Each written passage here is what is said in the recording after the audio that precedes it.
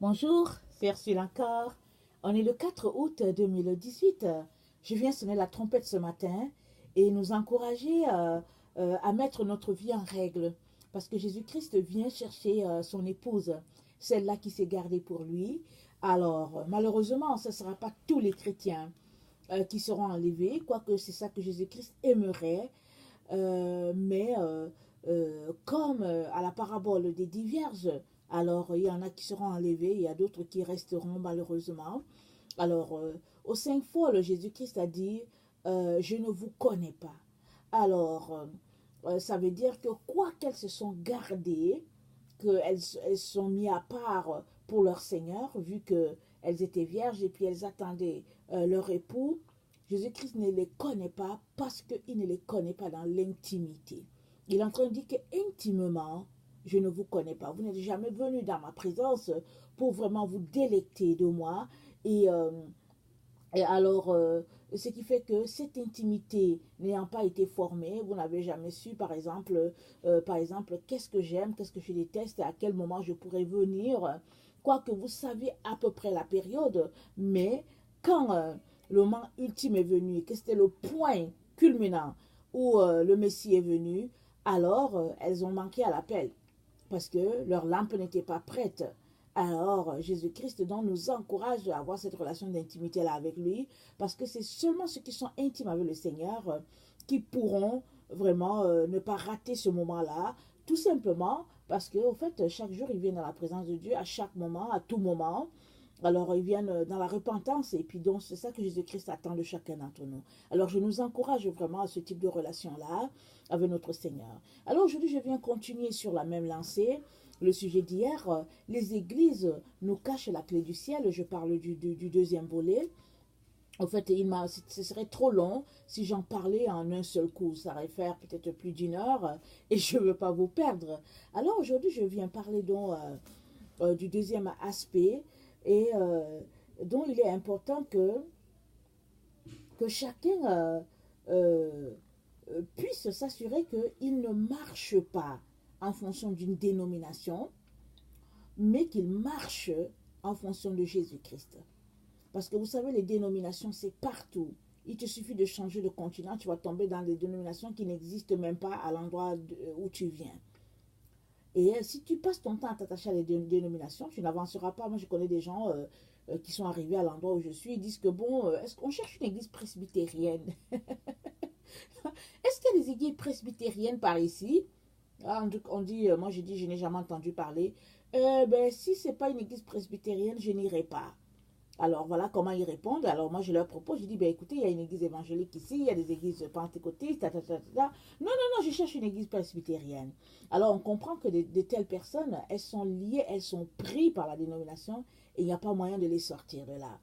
Alors, quand tu es pris dans cet engrenage-là, ça veut, tu es tout simplement en train d'envoyer le signal que Jésus-Christ, tu ne le connais pas. Parce que Jésus-Christ, c'est le chef de l'Église, il est le chef de l'Église presbytérienne, il est le chef de l'Église Assemblée de Dieu, il est le chef de l'Église évangélique baptiste, etc., etc.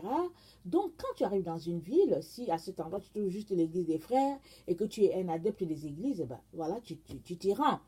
Mais si tu dis, bon, Jésus-Christ, qui est une église ou pas, moi, je l'adore dans ma chambre universitaire, peu importe, bon, voilà, c'est encore excellent.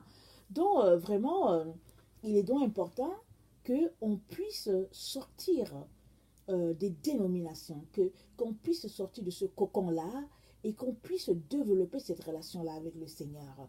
Alors, j'aimerais vous rappeler que, excusez-moi, je ne suis pas là pour vous dire de ne pas aller à l'église. Parce que le chef de l'église, c'est Jésus-Christ, c'est pas moi. Et moi-même qui vous parle, je vous dis que moi, je vais à l'église. Je vais à l'église à tous les dimanches.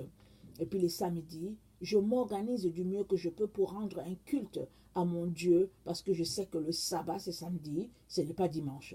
Dieu s'est reposé un samedi, c'est pas reposé un dimanche. Alors, mais comme le Seigneur m'a donné un travail spirituel à faire, alors il m'a donné les raisons pour lesquelles il voulait que j'aille à l'église, donc je vais dans une église en particulier. Alors je sais ce que je veux faire là-bas. Alors, voilà, et le Seigneur avance avec son œuvre comme ça dans ma vie. Alors donc, il est donc important que tu saches très bien pourquoi est-ce que tu vas à l'église. Et si tu arrives quelque part, que tu te rends compte que ce n'est que des hérésies dans l'église, s'il te plaît, va prier, demande au Seigneur, Seigneur, si vraiment cette église-là, tu la connais, de un. De deux, demande au Seigneur, Seigneur, est-ce que tu veux vraiment que je sois dans cet endroit-là, cet endroit bizarre-là? Alors, attends sa réponse. Parce qu'il y a des églises là, il y a des églises où quand tu as l'Esprit de Dieu, et les églises qui ne sont même pas connues du Père. Alors, dès que tu ne mets pas dedans, tu sors en courant. J'ai le témoignage d'une famille qui cherchait une église. Alors, ils ont fait plusieurs églises de la ville où je me trouve. Alors, finalement, ils sont aussi arrivés dans notre église et tout. Et puis, bon, ils aimaient bien et tout, et tout, et tout. Mais, pour quelque chose que je ne peux pas comprendre, ils se sont retrouvés à aller dans une église là. Et puis, cette église-là avait du show. Alors, la louange et tout ce qu'on peut imaginer, c'était vraiment rock'n'roll, comme on entend, comme on peut le dire. Alors, le monsieur, finalement, il s'est rendu compte qu'il voulait rester là-bas, à cette église rock'n'roll là. Alors, il est allé chercher sa femme, il dit à sa femme, finalement, j'ai trouvé. La femme dit, ah oui, il dit, oui, j'ai trouvé. Alors, ils prennent les enfants. Ils prennent les enfants pour aller à l'église, à cette église-là. Dès qu'ils sont arrivés devant la porte de l'église, la fille de 4 ans, elle a poussé un cri terrible. Elle dit, je n'entends pas, je n'entends pas, je n'entends pas. Elle criait de toutes ses entrailles. Elle ne voulait pas entrer.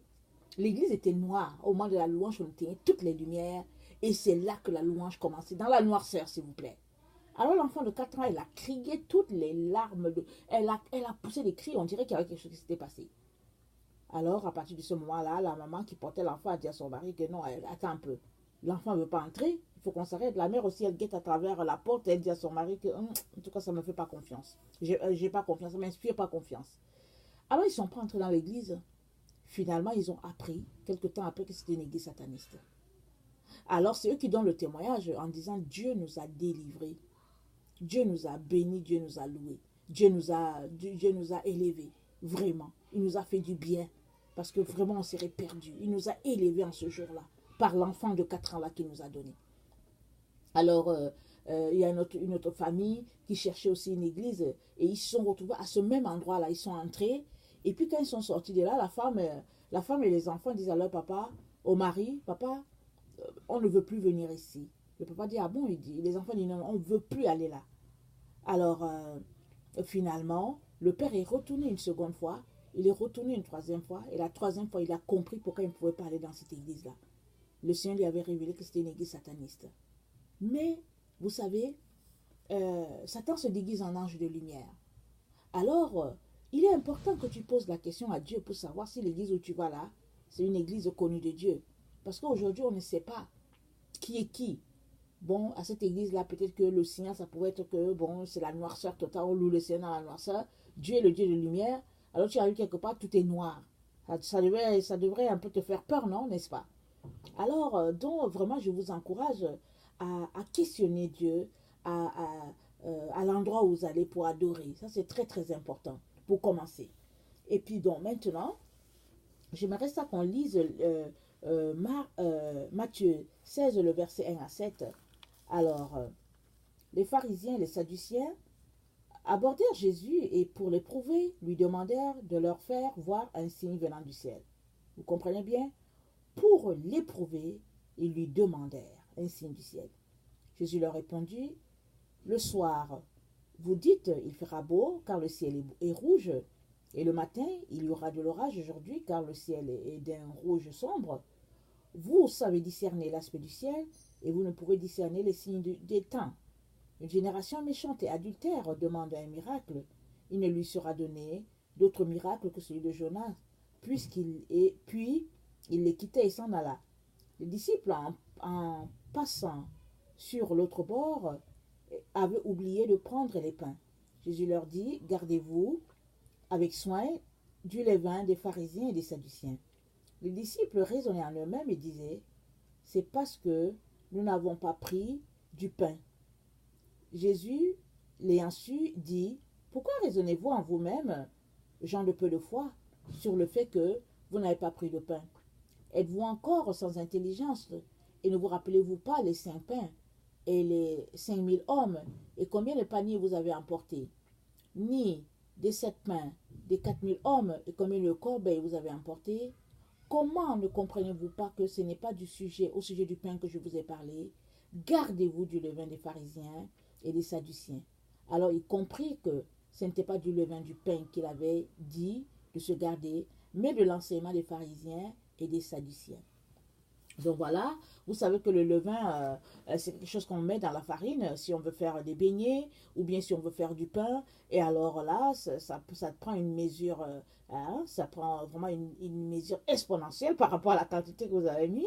Et après, vous avez un gros pain ou bien vous avez beaucoup de beignets, alors que vraiment, dans le fond, les beignets, c'était tout simplement une petite farine. Alors, ce qui fait que ça se multiplie et puis ça devient beaucoup. Alors, Jésus-Christ dit, gardez-vous de cela. Alors, et à quelque part, il dit aussi, au fait, dans le même passage où il expliquait à ses disciples, alors il était en train de leur dire que les pharisiens, ils disent une chose, ils enseignent sur la parole, mais eux-mêmes, ils ne pratiquent pas. Ils disent de faire, et eux-mêmes, ils ne font pas. Alors, quand c'est le levain, quand c'est l'image du levain, c'est le fait qu'ils grossissent la chose démesurément, et alors, finalement, on est complètement perdu.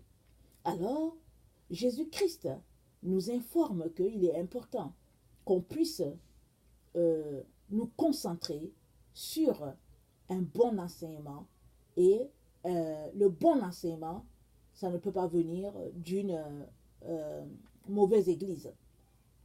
Alors, un bon enseignement, ça vient d'une bonne église. Alors, il est très important que tu saches d'abord, en partant, qu'il n'y a pas des églises qui n'ont pas de faute. Il n'y a pas d'église parfaite sur la terre. Toutes les églises ont quelque chose à se reprocher. Alors, si tu arrives quelque part et que tu entends que la personne te dit qu'aujourd'hui, je suis la meilleure église ou quelque chose, alors, en tout cas, méfie-toi. Il n'y a pas d'église parfaite. Toutes les églises ont quelque chose à se reprocher. Elles ne sont pas parfaites. Alors, et maintenant, il est donc important que tu puisses savoir si, là où tu es en train d'adorer, si c'est vraiment une église qui fait des efforts pour enseigner la parole de Dieu ou pas. Alors, si c'est une église qui fait des efforts pour enseigner la parole de Dieu, alors assure-toi que cette parole-là que tu reçois le dimanche, que tu la mets en pratique, et surtout que tu ne te bases pas seulement à l'enseignement de dimanche qui est peut-être 30 minutes ou bien 45 minutes pour nourrir ta foi. Parce que un message de 40 minutes ne peut pas te suffire. Ou bien un message d'une heure, ça ne peut pas te suffire pour tenir pendant 7 jours. Alors il est important que tu puisses entretenir cette relation-là avec le Seigneur. Alors si aujourd'hui dans ce deuxième volet, je viens partager le fait que nos églises nous cachent la clé du ciel, c'est parce qu'il y a plusieurs enfants de Dieu qui s'arrêtent là à leur vie d'église et puis ils ne vont pas plus loin. Et avec ça, tu n'iras pas loin non plus. Tu as besoin d'avoir une relation vraiment très proche avec le Seigneur à tous les jours, à tout moment. Parce que Jésus-Christ, ce n'est pas juste une affaire de quelques minutes, de quelques secondes, de bisous par-ci, et tu es parti à tes activités. Mais Jésus-Christ, c'est une affaire de ta vie tout entière. Parce que Jésus-Christ vit en toi. Alors, il est venu habiter en toi. Tu es son tabernacle, il vit en toi. Alors, donc, il est donc important que toute action que tu poses soit de connivence avec ce que Jésus-Christ attend de toi. Mais si toi, tu mènes une vie tout simplement pour plaire à ta dénomination, pour plaire aux amis que tu as là, pour plaire à la congrégation, alors il y a un problème. Il y a un problème. Alors, il ne faut pas que tu aies passé toute ta vie à aller à l'église et après que tu te sois retrouvé, par exemple, laissé par le Seigneur Jésus-Christ, tout simplement parce que tu allais dans l'église et puis tu pratiquais ce que Jésus-Christ reprochait aux pharisiens. Alors, vous savez, il y a des églises qui au fait, ne veulent pas entendre parler de la lumière de Jésus. Alors, ce qui fait qu'ils musellent toutes les personnes dans l'Église qui ont une certaine connaissance de leur Seigneur. Ils vont les museler, ou bien ils vont partir une rumeur dans l'Église, et tout le monde va les traiter de traîtres, pardon, alors que c'est les personnes qui portent la vérité. Et ces personnes-là sont souvent assises dans l'Église, et l'Église les muselle afin de pouvoir se vautrer dans son adultère, dans ses bestialités spirituelles. Et Satan a permis ça. Pourquoi? Parce que Satan est là pour nous détourner du Seigneur. Alors, il fait tout ce qu'il peut pour engloutir le maximum de personnes. Avant, pour avoir le monde, on partait, il fallait sortir de l'église pour aller dans le monde. Aujourd'hui, on n'a plus besoin de sortir de l'église pour aller dans le monde. Le monde est venu trouver les enfants de Dieu dans l'église.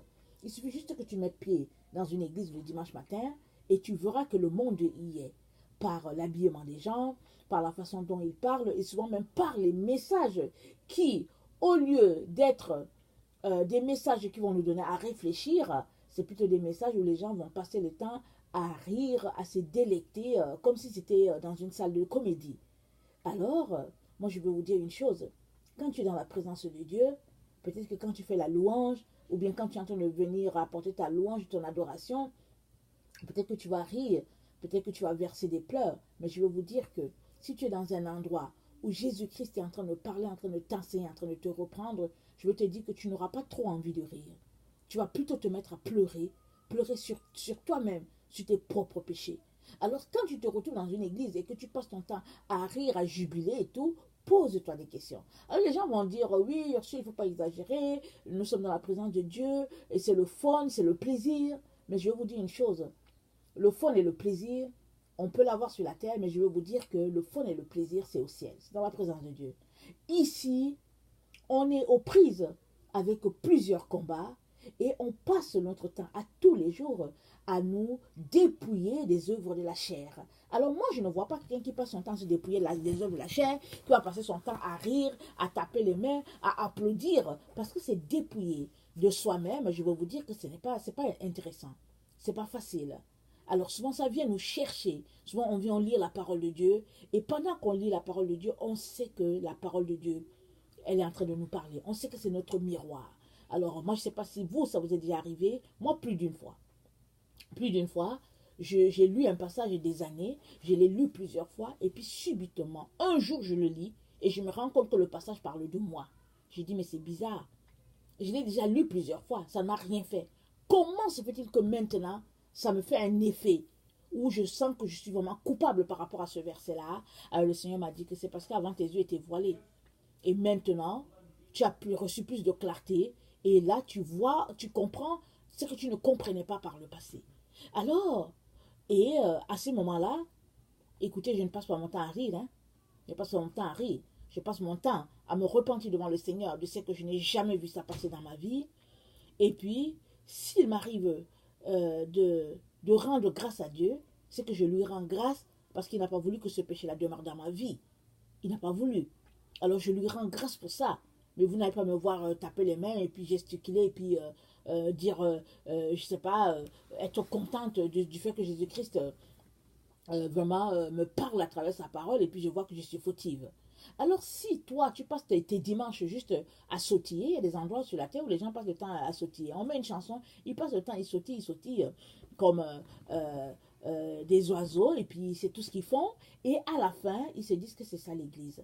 Alors, moi, j'ai pas de problème à ce que si tu sautilles parce que tu es joyeux. Mais quand tu finis de sautiller, est-ce que Jésus-Christ est dans ton cœur? Ou bien est-ce que ta vie avec Jésus-Christ, c'est limite au fait que tu as un peu sauté, tu as un peu fait du walking. Alors, ce qui fait que à la fin, bon, c'est plus un peu comme du sport que tu as fait. Et puis tu as enlevé un peu de gras sur toi. Et après, à la fin, au fait, il n'y a rien qui demeure. Alors, je viens vraiment nous encourager à marcher selon l'Esprit de Dieu. Et si on marche selon l'Esprit de Dieu, on va pas pratiquer le levain des pharisiens qui est vraiment d'enseigner une chose et de ne pas pousser la congrégation à la pratique. Je ne sais pas. Est-ce que tu peux attester, par exemple, que quand tu vas dans ton église les dimanches, vous passez le temps à la repentance? Est-ce que c'est ça? Parce que si c'est ça, alors sache que vraiment, c'est une grâce. Mais aujourd'hui, dans nos églises, on ne passe pas le temps, on ne nous enseigne même pas la repentance. Alors, on nous parle souvent de sauver un jour, sauver toujours. Et quand quelqu'un vient dire que ce n'est pas ça, alors on lui lance des pierres. Je me rappelle très bien, il y a peut-être une vingtaine d'années, quelqu'un qui a été invité dans notre église et puis il a parlé de salut. Je me rappelle très bien l'effet que ça a fait parce qu'il a parlé du fait qu'on pouvait perdre son salut.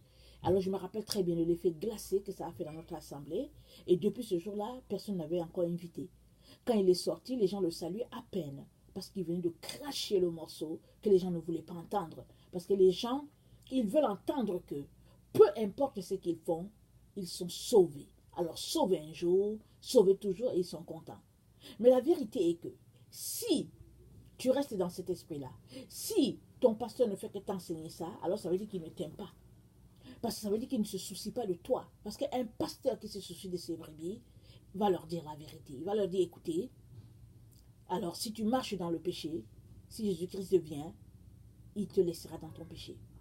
Il est donc important que tu te dépouilles de toi-même, des œuvres de la chair qui sont en toi, et que tu vives selon l'esprit. Et ça demande que tu puisses laisser de côté la théorie selon laquelle tu es sauvé un jour, tu es sauvé toujours. Parce que si Dieu ne peut pas t'enlever ce qu'il t'a donné, toi tu peux te retirer de sa main. Rappelons-nous l'enfant prodigue. Le père lui a tout donné, tout lui appartenait. Il est venu voir son père, il a dit que donne-moi ma part d'héritage. C'était triste, mais le père lui a donné. L'enfant il est allé se vautrer dans le péché. Il a fait toutes sortes, vraiment, d'hérésie. Et quand il est rentré en lui-même, il a dit, écoutez, je ne suis même pas capable de manger l'entuit des porcs ici. Je vais retourner chez mon père, je vais m'humilier. Et je vais lui dire, mon père, j'ai péché contre toi. Alors la Bible nous informe que le père, il guettait sur la route à tous les jours. Et quand l'enfant est venu, il l'a embrassé. Et il a tué des veaux gras, et puis pour fêter ça. Alors, l'histoire de l'enfant prodigue, c'est une histoire qui peut arriver à chacun d'entre nous. Et puis c'est une histoire qui nous prouve aussi que, oui, on peut sauter de la main du Père. Si le Père, si Jésus-Christ a dit que nul ne les ravira de ma main, on peut sauter de cette main-là et nous en aller. Et l'enfant prodigue a sauté la main de son Père et s'en est allé. Mais gloire à Dieu, il est rentré en lui-même, il est revenu sur ses pas, afin que vraiment la grâce de Dieu puisse demeurer sur lui et qu'il puisse vraiment être le vrai enfant de son Père.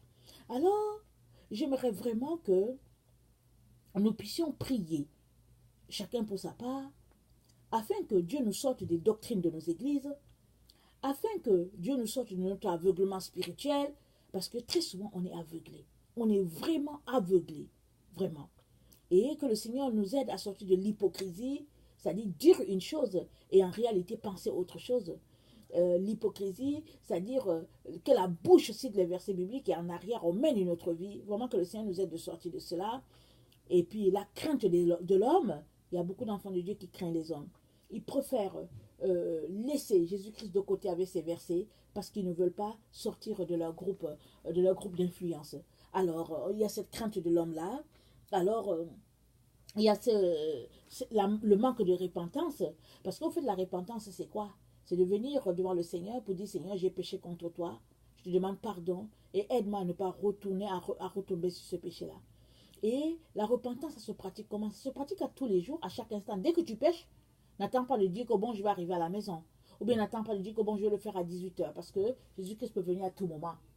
Alors si tu pêches tout de suite, allez ouvre la bouche, je dis Seigneur, pardonne-moi. Je sais que j'ai fait n'est pas correct. Je viens te demander pardon et puis aide-moi à ne pas revenir là-dessus.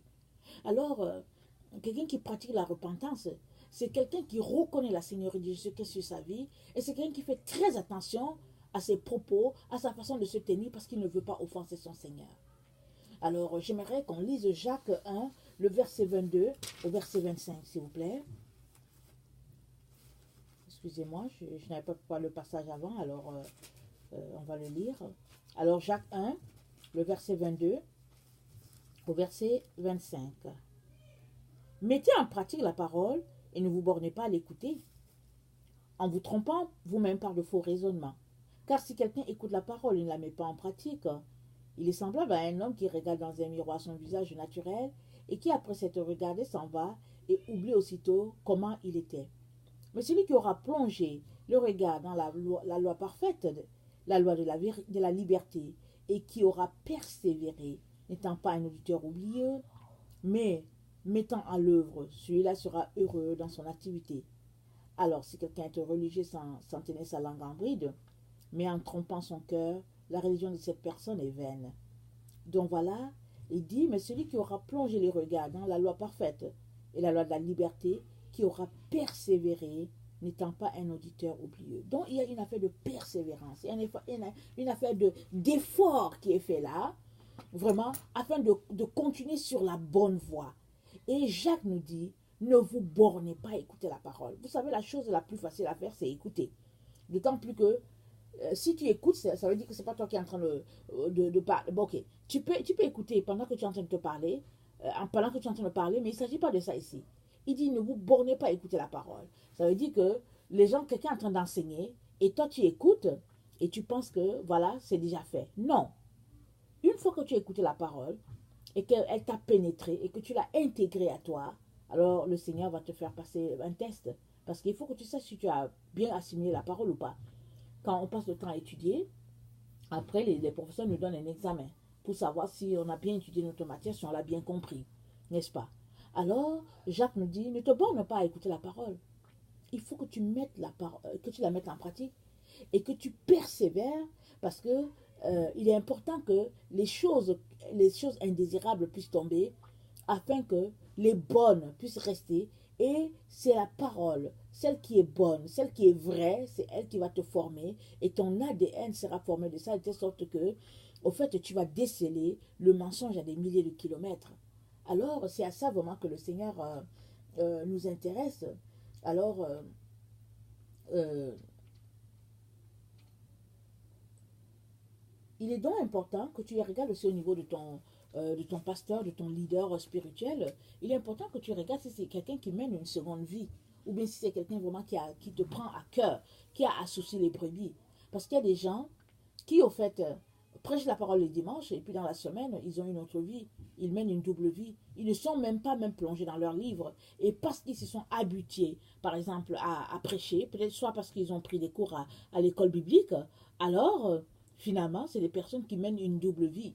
Et quand tu es sous une telle personne, non seulement tu n'avances pas, mais aussi, vraiment, tu es exposé à toutes sortes d'attaques, tout simplement parce que celui-là qui est supposé te protéger ne te protège pas.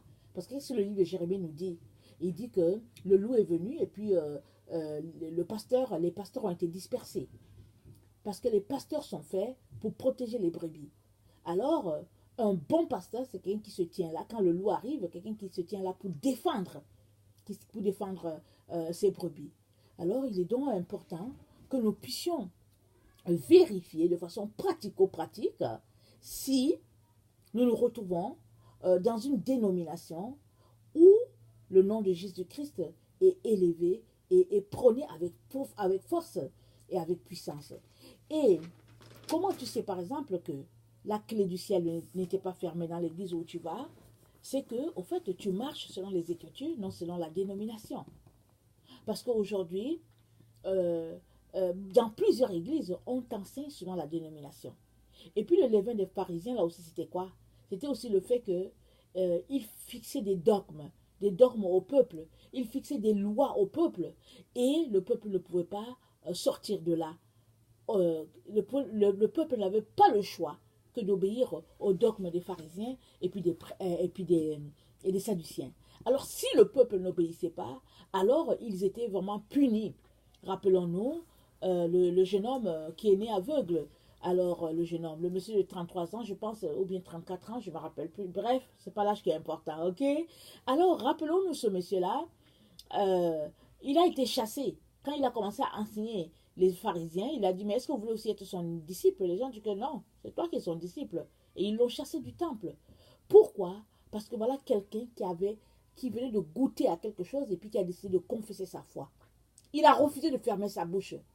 Et alors que ses parents ont fermé la bouche, ils ont dit que demandez lui-même. Il est en âge de répondre. Les parents avaient peur qu'on les exclue de la synagogue. Mais lui, il n'a pas eu peur. Il n'a pas eu peur. Il a craché la vérité. Et puis on l'a mis dehors. Et Jésus-Christ l'a rencontré. Et Jésus-Christ lui a dit, est-ce que tu crois au Fils de l'homme? Il dit, mais qui est-il? Jésus-Christ a dit, c'est moi. Alors il s'est mis à genoux. Il a adoré Jésus. Alors Jésus-Christ ne lui a pas dit, hey, retourne dans la synagogue. Et puis Jésus-Christ lui a dit, c'est moi. Et il a adoré Jésus-Christ là. Ça veut dire que cet homme-là, il a dû marcher partout pour annoncer aux gens ce que Jésus-Christ a fait pour lui. Cet homme-là, il a su à cet instant-là que Jésus-Christ était vraiment le Fils de Dieu. Et je ne vois pas comment cet homme-là, quelqu'un a dû venir lui, et je ne vois pas comment quelqu'un lui aurait arraché sa foi. Parce qu'il est né aveugle. Et puis Jésus-Christ l'a guéri. Alors quoi qu'il arrive, il a dû se dire, non, non, non, moi je vais me retrouver avec ce Dieu-là. alors ça ne sera pas surprenant si un jour on le verrait au ciel.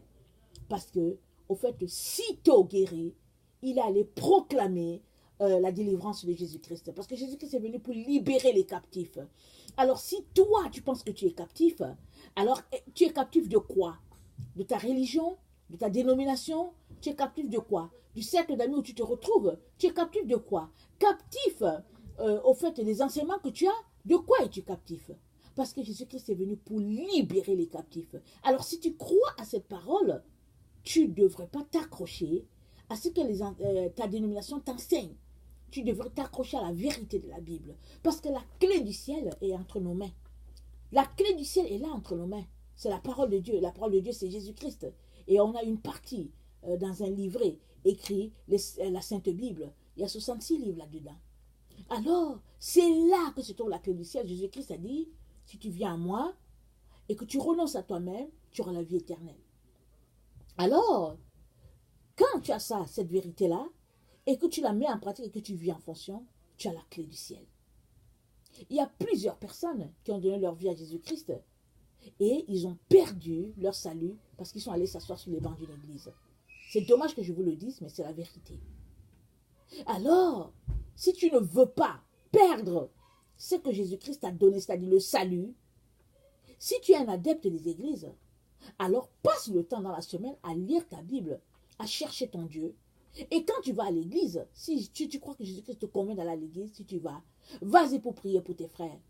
Vas-y pour que tes yeux soient ouverts afin que tu saches comment tu vas venir intercéder pour eux. Parce que ça serait dommage que de ta dénomination, toi seul tu te retrouves à être sauvé. Il faut que tout le monde soit sauvé. Parce que Jésus-Christ cherche chaque âme. Alors si toi tu as reçu la révélation de marcher selon l'esprit et que tu vis en fonction et que tu te rends compte que ceux avec qui tu pries vraiment ne l'ont pas, alors sacrifie-toi pour eux. Sacrifie-toi. Mets-toi à prier, mets-toi à jeûner afin que Dieu puisse enlever les écailles de leurs yeux et qu'ils puissent voir que ce n'est pas dans une bâtisse, ce n'est pas dans une dénomination qu'on trouve Jésus-Christ, mais on trouve Jésus-Christ dans notre cœur. Parce que c'est dit que Dieu a mis dans leur cœur des chemins tout tracés. Déjà dans ton cœur, parce qu'il y a des personnes qui n'ont jamais entendu Jésus-Christ, qui n'ont jamais entendu parler de Dieu, et puis ces personnes-là rencontrent le Seigneur. Moi j'en ai rencontré, j'en ai écouté sur Internet. Des personnes qui, vraiment, ne savaient même pas c'est qui. Et puis Jésus-Christ s'est révélé à eux. Et puis il a dit que c'est moi, Yeshua HaMashiach. Il dit, c'est moi, Yeshua. Alors ces personnes-là suivent aujourd'hui le Seigneur. Alors, il faut que tu saches que tu es une âme précieuse aux yeux de Dieu. Et que ce n'est pas une personne qui va t'enseigner et puis venir t'arracher ce que le Seigneur t'a donné. Il faut que tu aies du gut, que tu puisses vraiment confronter les enseignements que tu reçois. Et que tu puisses dire en toi-même que non, ce qu'il a enseigné c'est faux. Mais pour que tu puisses dire ça, il faut que tu connaisses les Écritures. Et pour que tu connaisses les Écritures, il faut que tu passes le temps devant le Seigneur. Mais si tu passes le temps devant la télévision, devant Internet, si tu passes le temps à jouer au frisbee à l'extérieur, à courir par-ci par-là, à aller à la plage parce que tu n'as pas le temps, tu veux profiter au maximum de la température de l'atmosphère où tu te trouves, alors si c'est à ça que tu passes le temps, ben, ne sois pas étonné de ce que Satan vient te tromper. Parce que la séduction est répandue dans le monde. Alors les gens, ils sont subtils. Alors tu vois une personne, elle te parle de Jésus, c'est mielleux et tout. Alors Jésus-Christ ouvre tes yeux, il te donne, vous savez, une caméra ou bien un téléviseur privé, un téléviseur spirituel pour te montrer la vie de la personne. Et puis tu te dis, oh Seigneur, c'est pas possible. Seigneur, c'est pas croyable que cette personne-là soit comme ça.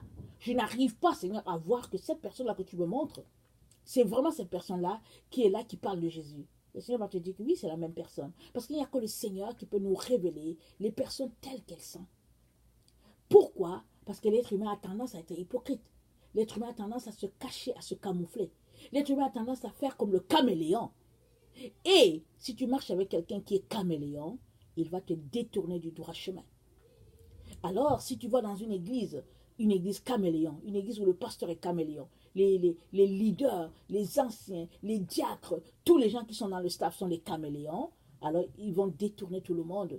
Ils vont sourire, là quand ils vont te voir, ils auront le sourire jusqu'aux oreilles, et dès que tu tournes, ils te lancent la flèche par derrière pour te tuer.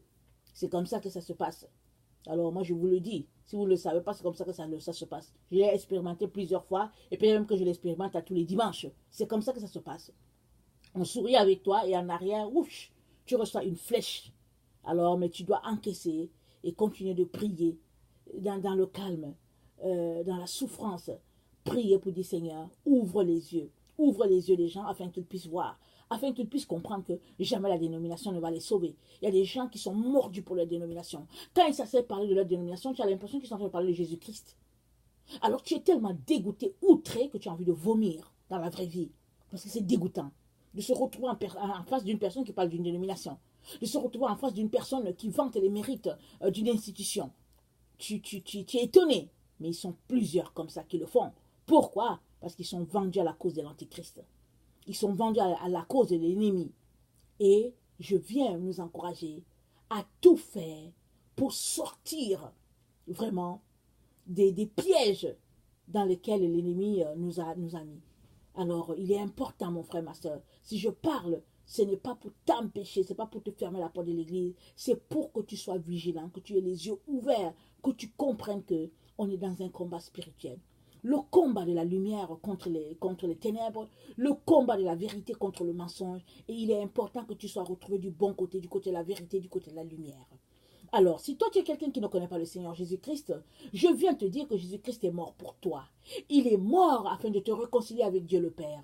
Et il n'y a aucune religion qui peut te sauver. Ce n'est pas Mahomet qui peut te sauver, ce n'est pas Bouddha, ce n'est pas Confucius. Rien ne peut te sauver sur la terre.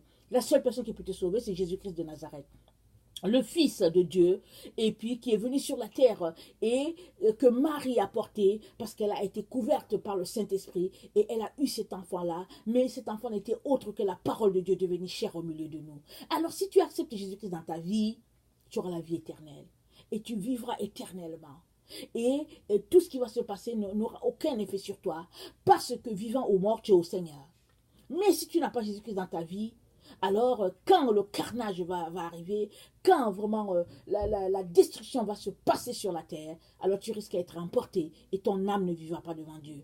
Il n'y a que l'âme que Dieu a qualifiée de juste qui vivra devant Dieu, et il n'y a que Dieu qui peut te révéler s'il a qualifié ton âme de juste ou pas. Et cela demande que tu puisses venir devant lui pour qu'il puisse te justifier. Alors je viens t'encourager à chercher la vérité, à chercher Jésus-Christ, à l'inviter dans ta vie, tu ne le regretteras pas. Alors voilà, alors vraiment je vous aime beaucoup, beaucoup, beaucoup. Alors mais Dieu, il vous aime davantage, il vous aime plus que moi, il vous aime beaucoup exponentiel. Alors voilà, soyez bénis et puis que sa grâce demeure sur vous. Merci. Amen.